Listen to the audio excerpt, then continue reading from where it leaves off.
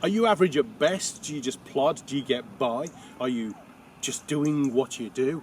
Or are you truly outstanding at what you do? Are you the artisan? Are you the craftsman, craftswoman? Are you the person who has skilled up over so many years that you truly are the expert at what it is you do? Be it a service, a product, manufacturing. How many years have you crafted your skill, or are we now becoming complacent?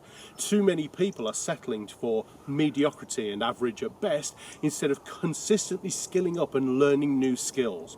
When was the last time you did a training course, read a book written by an expert? Have you written a book yet on your expertise? Or are we plodding?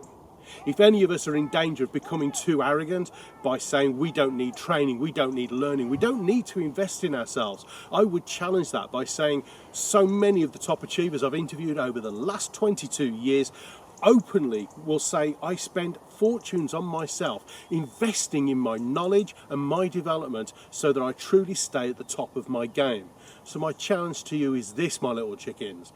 Are you average at best, or are you outstanding in your field?